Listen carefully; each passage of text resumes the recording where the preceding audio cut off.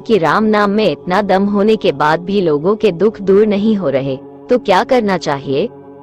अरे जब सेठ जी का कोढ़ दूर हो गया तो लोगों के दुख दूर होना कौन बड़ी बात है। जरा आत्मा से एक बार बस पुकारने की देरी है, भीतर से एक बार नाम बोलने की देरी है।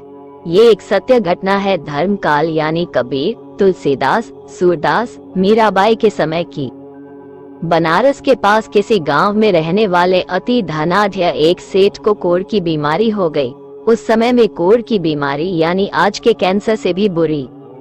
कोढ़ी को गांव से दूर रहना, किसी से छूना नहीं, साथ भोजन नहीं करना और मरने से बदतर अपमानित जीवन जीना, यही नियम थे उस समय। अब भैया ये सेठ जी तो पैसे वाले थे, तो इन्होंने सोचा कि गांव वाले अपमान से बाहर निकाल दे, इससे तो स्वयं ही गंगा किनारे एकांत में संन्यास लेकर किसी आश्रम में बचा हुआ जीवन जी लेंगे।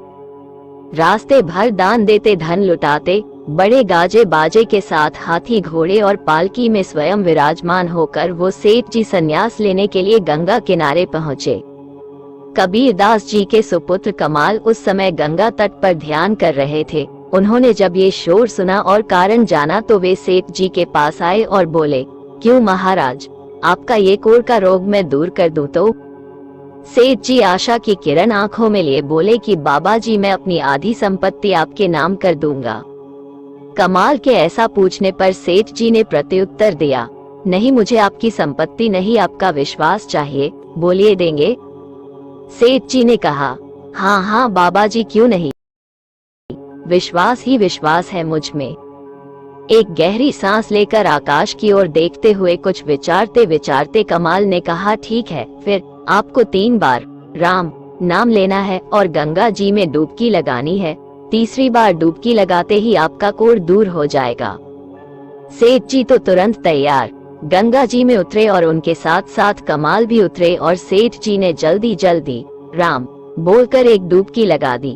कुछ भी नहीं हुआ, कोढ़ वैसा का वैसा ही रहा। कमाल ने कहा कि कोई बात नहीं महाराज, अभी तो 2 डुबकी बची है, राम का नाम लेकर लगा 2 डुबकी। कमाल के कहते ही सेठ जी ने दूसरी डुबकी बड़ी निराशा से धीमे स्वर से राम बोला और डुबकी मारी। इस बार भी कुछ नहीं हुआ और कोढ़ वैसा का वैसा ही रहा। कमाल ने सेठ जी से कहा, अरे निराश ना हो, अभी एक बार डुबकी बची है ना, लगा 2 डुबकी राम के नाम पर। अच्छा, कमाल ने इस समय हाथ में एक लकड़ी पकड़ रखी थी और ज्यों ही सेठ जी डुबकी मारने गंगा जी में झुके और नाम लेने को हुए, त्यों ही कमाल ने वो लकड़ी का एक तेज प्रहार सेठ जी के सर पर कर दिया। लकड़ी के अचानक हुए प्रहार से भीषण दर्द हुआ और उस दुख में हृदय की गहराई से सेठ जी ने बड़े आर्त स्वर से राम को पुकारा और राम को पुकारते ही जैसे डुबकी लगा के बाहर निकले वैसे ही शरीर से कोढ़ गायब था।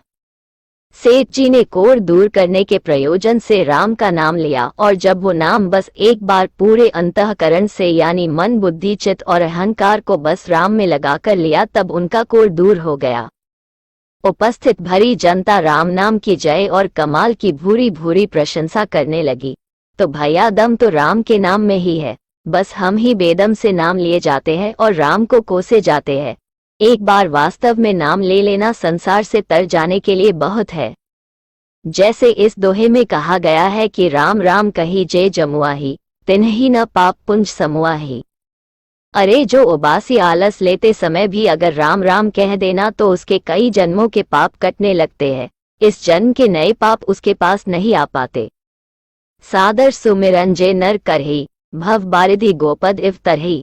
फिर इस राम के नाम का जो श्रद्धा और विश्वास से स्मरण करेंगे तो वो ऐसे ही इस 84 लाख योनियों वाले संसार समुद्र से बड़ी सरलता से पार चले जाएंगे, जैसे गौ माता के पैरों से हुए छोटे से गड्ढे से पार हो जाते हैं। मेरे महाराज जी कहते हैं कि कहीं से तो शुरू करना है ना। झूठा ही राम राम राम राम कहते जाओ, बेमन से ही सही राम राम राम राम कहते जाओ। एक दिन आएगा जब राम की असीम दया हो जाएगी और अंतरात्मा से राम का नाम निकलेगा जो निर्वाण पूर्ण आनंद परम विश्राम प्रदान करवा देगा। तो करे ये कि हर आती जाती श्वास के साथ राम राम राम राम की माला जपना शुरू करें। दोष आपके जप में है, राम के नाम में नहीं। राम नाम के जाप से परम सुख की प्राप्ति होती है। राम नाम में सारा संसार व्यापक है। राम नाम के जाप करने वाले मनुष्य में एक अद्भुत तेज आ जाता है, जिसके पास बैठने मात्र से ही सकारात्मकता की अनुभूति होती है। मन से राम नाम के जाप से मनुष्य में एक अलौकिक शक्ति आ जाती है, जिसके बाद मनुष्य में कोई और इच्छा नहीं रहती और राम नाम लिखने से बहुत फायदा होता है। हनुमान जी हर समय राम का नाम जपते हैं, भाग्योदय होता है, संकट दूर होते हैं। किसी भी अनिष्ट ग्रह की पीड़ा से बचने के लिए रोज कम से कम 108 बार राम का नाम अवश्य देखना चाहिए, जिसका कि वैज्ञानिक आधार है। राम नाम की सबसे बड़ी महिमा ये है कि राम नाम कहीं पर भी कभी भी लिया जा सकता है। राम नाम ही मुक्ति का मार्ग है। हर जगह राम नाम की महिमा का गुणगान है। राम नाम तो सबसे बड़ा मंत्र है। भोले शंकर भी राम नाम जपते रहते हैं। इसी नाम का वो हर प्रहर जाप करते रहते हैं। संसार चल ही राम नाम से रहा है। सूर्य, चंद्रमा, अग्नि, वायु सभी में जो शक्ति है वो सब राम नाम की है। राम नाम अविनाशी है। ये राम नाम सदा बना रहेगा। इस राम नाम की महिमा कभी भी कम नहीं होगी, बल्कि दिन प्रतिदिन इसकी महिमा बढ़ते ही जाएगी। राम जी के सबसे बड़े भक्त हनुमान जी भी इसी नाम का हर पल गुणगान किया करते हैं। इसी नाम की ध्वनि से वो खुश होते हैं। हनुमान जी का बल है राम नाम। राम नाम एक ऐसी पूंजी जो जितनी खर्च होती है उतनी ही बढ़ती चली जाती है। राम नाम की महिमा ही अपरंपार है। और जैसा कि आप सभी जानते हैं कि मन आशा और निराशा के बीच डोलता रहता है। परिस्थितियां भले ही निराशाजनक हो, लेकिन आस्तिकता में आशा बनी रहती है। श्री राम भारत की आस्था के प्रतीक है, इतिहास के महानायक है, राष्ट्र के पौरुष पराक्रम के प्रतीक है। भारत का रोम रोम राम राम में रमा हुआ है। भारत की श्रुति, स्मृति और काव्य का अंतस है श्री राम। वाल्मीकि और तुलसी के काव्य में राम नाम श्रेष्ठ है। वाल्मीकि के राम मनुष्य है, मर्यादा में सर्वोत्तम है, आस्था में ब्रह्म है। तुलसी के राम ब्रह्म है। वो अवतार लेते हैं, लीला करते हैं, वे मुक्तिदाता है। श्री राम का आख्यान भारत के गांव गली तक व्याप्त है। वह भारत के कण कण में है। श्री राम का चरित्र और व्यक्तित्व विश्वव्यापी है। उत्तर, दक्षिण, पूर्व, पश्चिम राम की व्यापकता है। संस्कृत और प्राकृत सहित दुनिया की अनेक भाषाओं में श्री राम की कथाएं हैं। इंडोनेशिया में राम कथा पर कक्विन रामायण है। थाईलैंड में रामखेन है। लाओस में फालांग एवं पोमचक है। मलेशिया, कंबोडिया, श्रीलंका, फिलीपींस तक रामचरित की व्यापकता है।